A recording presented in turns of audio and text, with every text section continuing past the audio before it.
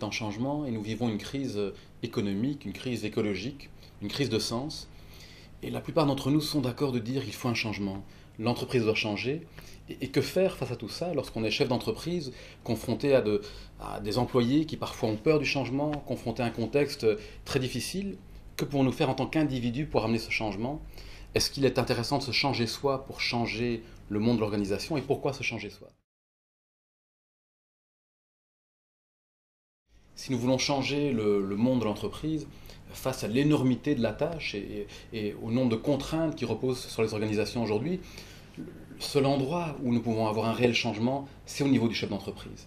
Et pourquoi? Parce que vous êtes chacun d'entre vous une partie, et certainement la partie la plus importante de votre propre entreprise, et vous êtes aussi l'outil. Et l'outil du changement est le seul outil sur lequel vous avez une prise véritable. Bill George, professeur à la Harvard Business School, nous dit que si nous voulons réellement changer le monde de l'organisation, ce qu'il faut commencer à changer, c'est notre propre conscience. Et c'est en changeant notre propre niveau de conscience que nous pourrons amener notre entreprise à être plus performante, mais également plus résiliente. Alors ce qu'il nous dit, c'est que lorsque nous sommes sur le bateau de notre entreprise et que ce bateau est confronté à la tempête, il y a deux grandes réactions. Une réaction, c'est de naviguer, de foncer face au vent, réaction d'agressivité souvent, réaction impulsive. Et une autre réaction, c'est de fuir le vent. Et dans les deux cas, nous sommes soumis aux difficultés, nous sommes dirigés en fait par le contexte. Et la troisième possibilité, c'est de pouvoir justement s'arrêter et de pouvoir s'arrêter et observer ce qui se passe en nous, ce qu'on appelle dans différentes approches la pleine conscience par exemple, et cela nous donne la possibilité de prendre des décisions réellement libres en fonction de nos valeurs, de notre intelligence, plutôt que de prendre des décisions déterminées par un environnement qui est difficile.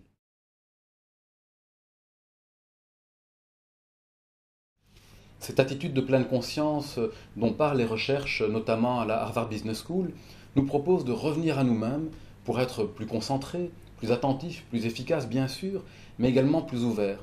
Cela nous ouvre à l'expérience et nous rend beaucoup plus créatifs et nous rend en ce sens capables de trouver des solutions quand bien même l'horizon nous semble bouché. Et un troisième élément extrêmement important pour un chef d'équipe, pour un leader, cette ouverture aux autres, une attitude plus compassionnée qui nous rend plus altruistes et plus à même d'avoir une équipe motivée sur la durée. Et je pense que chacun d'entre nous sait qu'une entreprise, c'est l'ensemble des collaborateurs, des ressources humaines qui la composent. Et cette capacité de créer du lien et d'amener l'ensemble de l'équipe vers ces solutions, c'est également ce qui va nous permettre de faire face à un avenir qui n'est pas toujours facile. Le retour principal que j'ai de chefs d'entreprise qui ont pratiqué cette approche de la pleine conscience, étonnamment, c'est son pragmatisme. Ils reviennent tous en disant, voilà une approche qui est très très concrète, qui nous ramène vraiment à notre propre expérience et à nos propres capacités de pouvoir impacter notre environnement. Et plutôt que de partir sur des très grandes théories qui sont intéressantes, c'est comment moi, en tant qu'individu, je peux réellement changer ma manière d'entrer en relation avec les difficultés de mon entreprise et comment je peux apporter ça également à mes collaborateurs, à mes clients et à l'ensemble des parties prenantes du monde dans lequel je vis.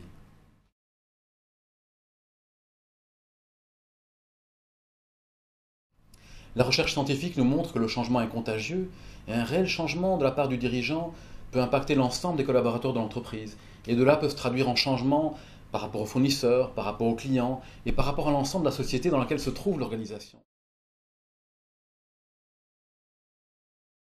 La peur du changement est quelque chose de tout à fait naturel, de normal.